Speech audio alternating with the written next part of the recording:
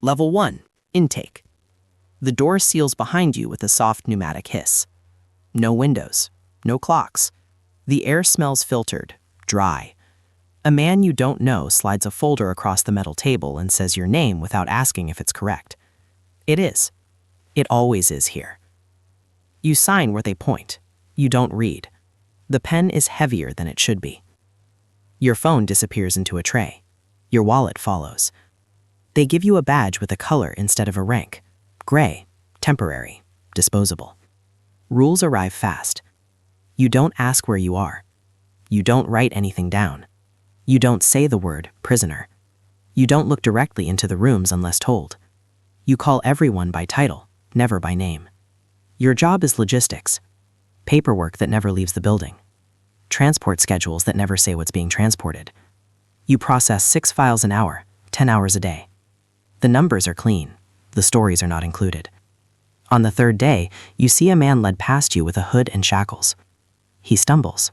You instinctively move to help. A hand grips your shoulder and stops you. Not your lane, someone says. That night, you replay it. You tell yourself you're here to serve something bigger. You tell yourself you're temporary. You tell yourself a lot of things.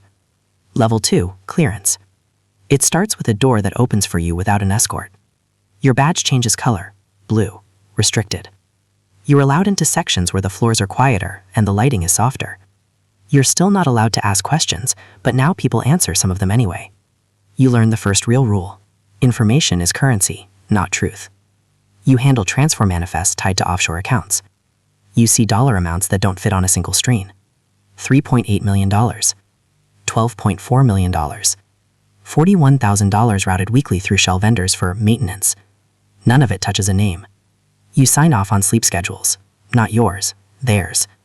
You learn how long a person can go without it before they start agreeing to anything just to make the lights stop buzzing. You feel uncomfortable less often. When you do, it fades faster. A supervisor tells you, calmly, that moral clarity is a liability. People who need to feel clean make mistakes. You nod. You want to be useful. At night, you stop dreaming about home. You dream about checklists. Level 3, handler. They give you a room with a chair bolted to the floor and a camera that never blinks. You're assigned assets. Not prisoners, assets. The language matters. You're responsible for 3 of them. You learn their files by heart. Birthdays, weaknesses, family members who think they're dead. You don't threaten, you offer. Cigarettes, time outside the cell. A recorded message that may or may not ever be delivered. You learn the second rule. Kindness is leverage if it's controlled. One asset breaks faster than expected. You feel a flash of pride before you bury it. Pride makes you sloppy. You document everything. Tone shifts. Eye contact. How long it takes before they stop correcting you when you mispronounce their name. You start to hear yourself using the language naturally. Compliance. Yield. Productivity. When an asset harms himself overnight, you file the report and move on. There's a replacement schedule within 48 hours. You don't think about the man in the hood anymore. Level 4, operator. You stop asking for permission. Your badge turns black. Full access to operational floors. You carry keys instead of waiting for doors to open. You're trusted with decisions that can't be undone. You plan extractions. Flights that don't exist. Teams that don't wear flags. You approve force thresholds and plausible deniability windows. You decide how much pain is efficient. You learn the third rule. Success is silence. A mission goes wrong in a country that doesn't officially cooperate. 2 locals die. The report says civil unrest. I sign it. The signature feels lighter than the first one I ever made here. Your pay increases, but you never see it. Accounts open in places you'll never visit. $40,000 clears in a week. It might as well be monopoly money. You stop thinking of yourself as a person with a job. You're a function now. A moving part that knows how to stay quiet. When you look in mirrors, you check posture, not expression. Level 5, controller. People wait before speaking when you enter a room. You oversee teams instead of assets. You don't sit in interrogations anymore. You read summaries. You trust the metrics. Yield rates. Time to break averages. Error margins. You learn the 4th rule. Distance protects you better than armor. A junior officer hesitates during a handoff. You correct him in private. You don't raise your voice. You explain consequences in numbers. How many lives depend on compliance? How many don't matter?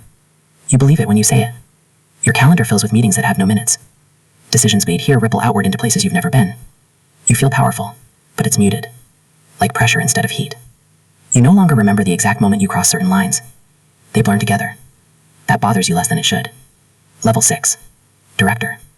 You stop wearing a badge. Your authority is implied now. You sit above the floor, behind glass that only reflects one light. You approve budgets in the tens of millions. You shut down sites with a sentence. You learn the 5th rule. Loyalty is transactional. You protect your people when they're useful. You sacrifice them when they're not. You justify it as containment. Damage control. National interest. A senator calls with concerns. You listen politely and offer reassurances that sound like cooperation. Nothing changes. You sleep 4 hours a night. Not because you have to, because your mind doesn't slow down anymore. When it does, things surface that you don't want to examine. You tell yourself you're necessary. You believe it because everyone else does. Level 7. Architect. You design the system instead of running it. New black sites come online because you sketch them on a whiteboard. Policies shift because you reframed a WISC profile. People disappear because you reclassified them. You learn the 6th rule. Control is invisible. You rarely leave your office. When you do, it's through corridors cleared minutes before you arrive. You don't read files anymore. You read trends. Sometimes you wonder who you would be without this place. The thought feels abstract, like imagining a stranger. You've outlived rivals. You've trained successors you don't fully trust. You keep contingencies for everyone, including yourself.